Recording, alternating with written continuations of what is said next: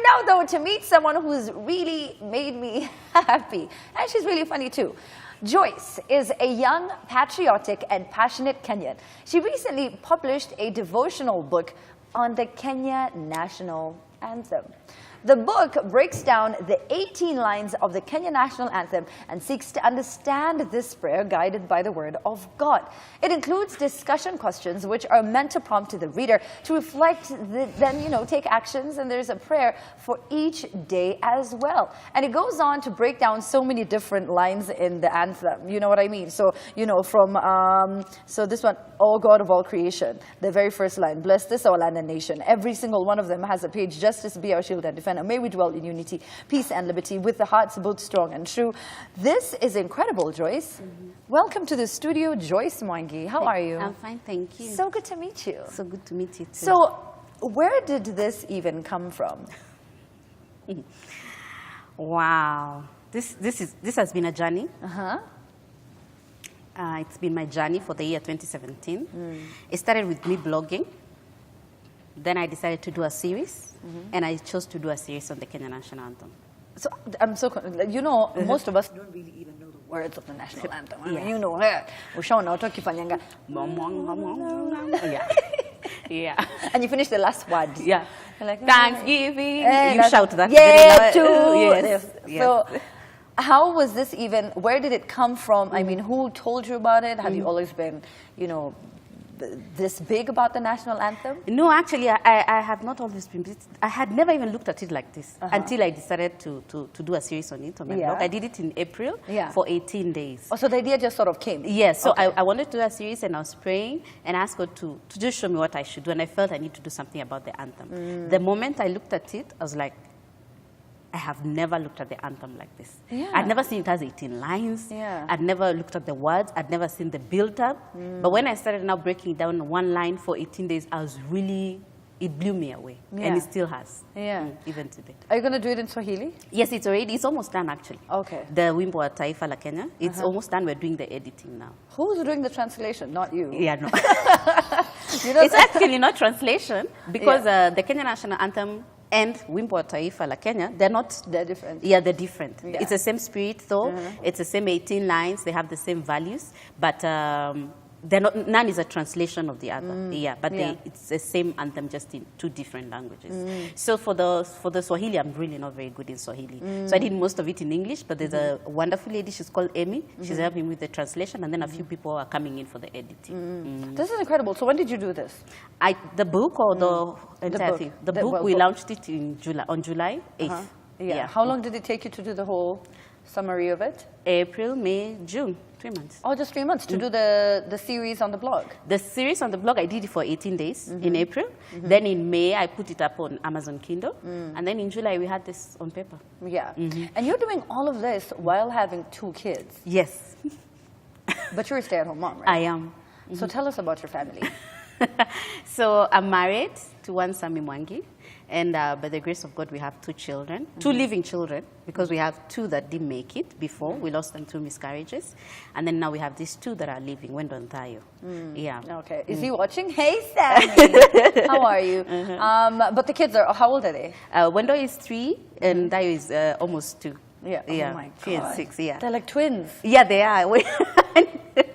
They're my miracle babies, not the dare type though. But they're my miracle babies. Oh my God. So they're both at home. Yes, they are. That is crazy. Let me tell you that. But motherhood is it's great, isn't it? It is. It's a gift. It's a gift, and it's something that should be cherished. And I think sometimes maybe you don't know it's a gift until you don't have the gift, or you expect to have the gift and you don't get it, or it's not easy. Then you really realize how much of a gift it is. Yeah, and it's special, and you should not take it for granted. You shouldn't take it for granted. You know, the other day I met this young lady who said, working moms judge stay-at-home moms. And I was like, actually, it's the other way around, where working moms feel like stay-at-home moms judge them. It's true, Joyce. No. Because you should, you feel like you should stay at home with your children, It's true.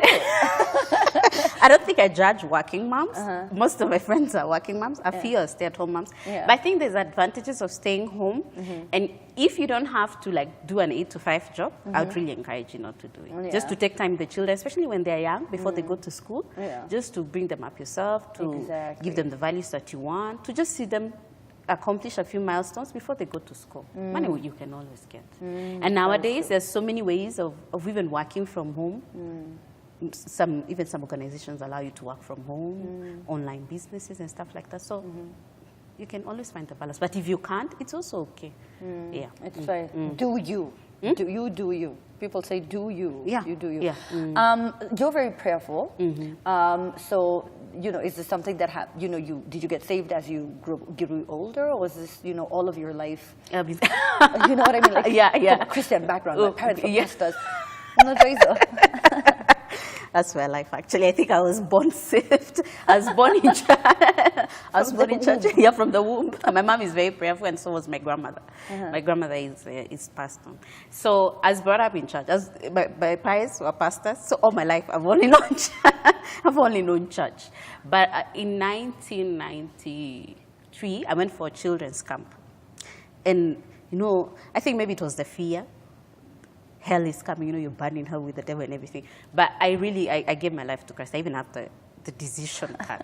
It's really old now, yeah. In 1993 on December 3rd. But then, I was not really cognizant of what was making the decision. I didn't understand what I had decided. So with time, I was in, out. But when I went to high school, the later years of high school, I really started to think so much about this faith and own it myself through college, through campus, and just own it. It's my faith. I chose it. I'll follow it. Yeah. It's true. And you're going to pass this down, of course, to the kids. I am doing it. I am passing it down. So now, for you coming up with this book, was it something personal? What do you mean? With all the, because every single line, like you said, is for 18 days, right?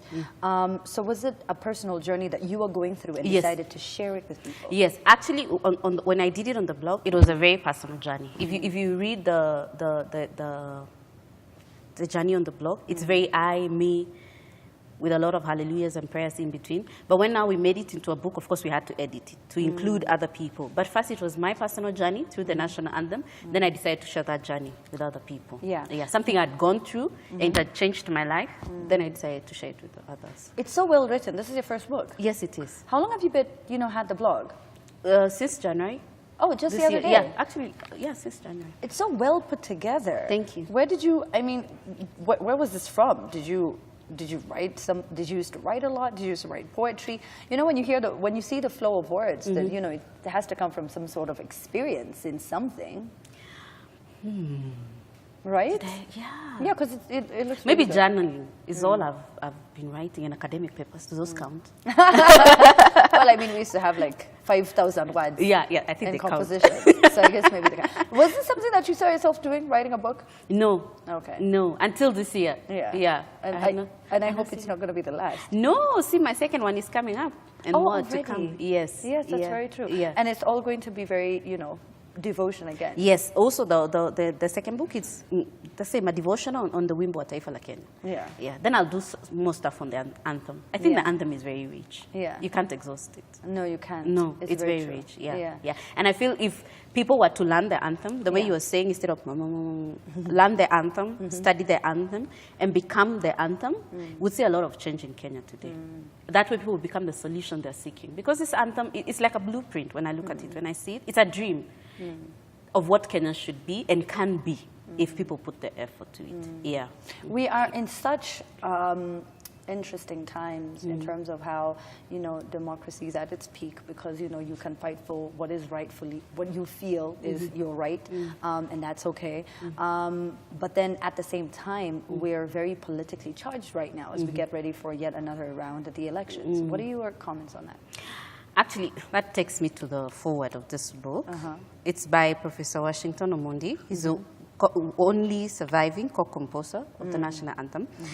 And he says that we're not out of the woods yet, and the polarization still exists among the peoples of Kenya, as evidenced in social media and by the rhetoric of the political class. The role of the spirit of the National Anthem to diffuse this trend therefore becomes even greater still. Because when we look at what's going on in the politics, what do we turn to? What brings us together?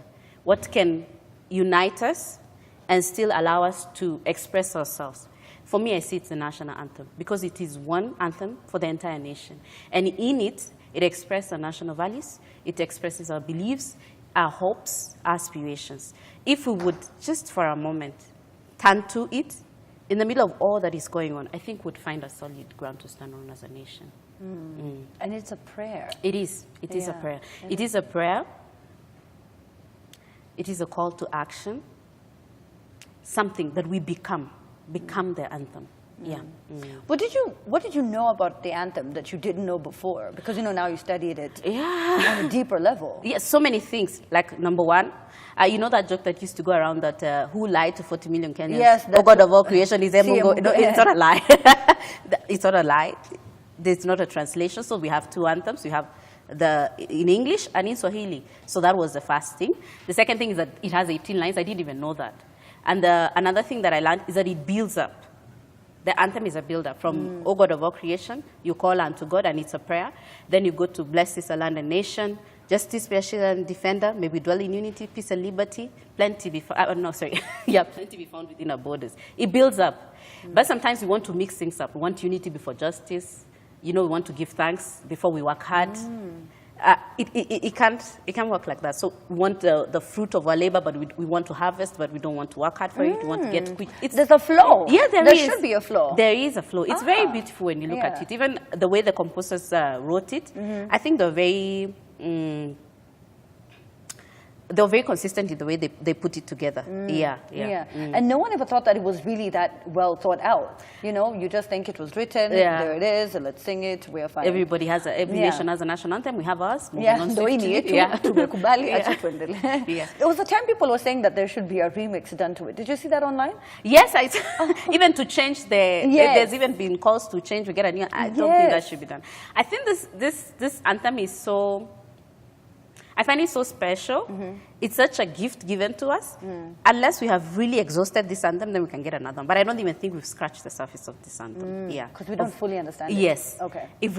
That's why I insist we need to learn the anthem. Learn it again. We learned it in primary school, but we forgot together with the pledge. We need to learn the anthem again in English and Swahili. Then study now the anthem. Break it down. Then now become the anthem. You know what we should do? Tomorrow, I think we should ask people on the streets to can you sing the anthem? National pledge or the national anthem in Swahili, just the first stanza, and see if they can remember it. You'll be surprised. I'd be so shocked. I know I'd be very shocked. Did you get a chance to meet Washington? Yes, I did. Did you? Yes, I did. How did you track him down? Actually, somebody mentioned him to me. A friend of mine called George, he told me, because George is one of the people that endorsed the book. It's called George Ogalo. He's the leader at Focus Kenya.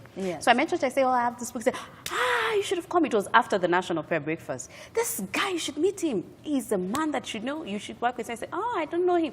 Okay, his name is Professor. You should look out for him. So I tracked the guy down. Surprise, surprise, we go to the same church.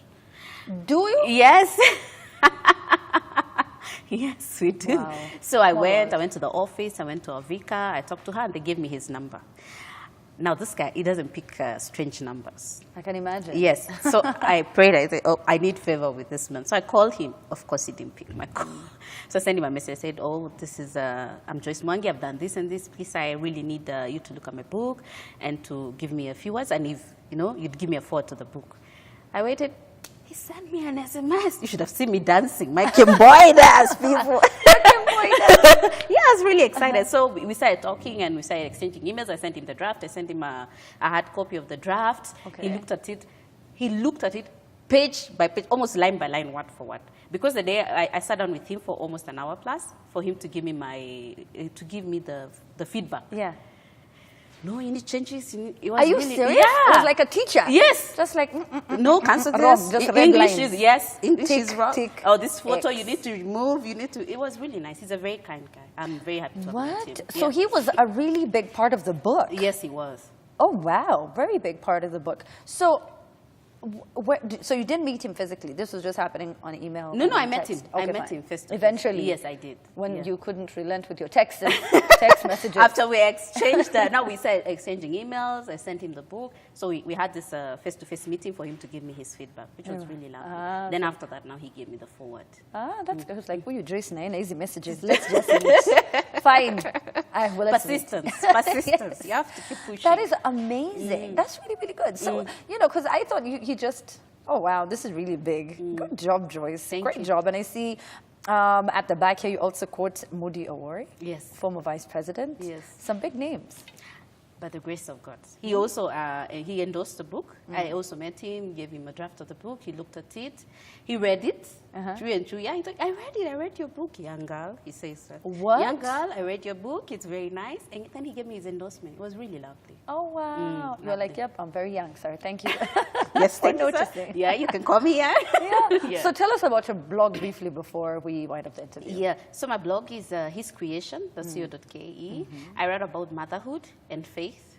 And actually, my first article on the blog was about the loss of my second baby, the miscarriage. So I felt that's a good place to start, because that's me. So I just wrote about it, and from there, I've just been writing about my motherhood journeys. I've written about my journey through, reproductive health issues, and parenting my children, faith. I preach also a lot, so I write my sermons in there, and just my journey in life. And you seem like a very happy person. Is this you all the time? Yes, this is me. I'm happy. It's good to be alive. It's a good gift. to be alive. When you almost die, then you know life is a gift. Yeah. Then you see it in its true value. Yes, and you appreciate it, and you appreciate every moment. That's very true. So where can people get this book? They can get it on my blog. Right now, I'm selling it. So you can get it on my blog. You can just go to www.hiscreation.co.ke. Then you'll order for the book, or you can SMS me on 0707 056 312. All right, there you go. So that's the book. Oh, there it is. You have it. So that's the book. You can go ahead and write. How much is it? It's 700 shillings. 700 shillings. Only. Oh, I have to add only at the end. Yeah, only at that. Only. Thank you so much, And it's Joyce. also available on Amazon Kindle. Oh, good job for people in the diaspora. Yes. Fantastic. Yes. You had everyone considered. Yes, I really like, this is one of my very interesting interviews. I don't know why I really enjoyed it. Joyce Mwangi, my up-close and personal guest, holds a Master of Divinity in Biblical Studies, a postgraduate diploma in education from Africa International University. She's a Bachelor of Commerce degree graduate from Daystar Uni, and alumni of Kambui Girls High School here in Kenya. Very passionate about education, young people, and Bible-based preaching, teaching, and training in the body of Christ. Thank you so much for coming, Joyce, and sharing your story. Get this book, The Prayer, our prayer, our national prayer, the National Anthem, turned into a book that you can read every single day. Thank you so much for this, Joyce. We'll be right back after this. Good job. High five.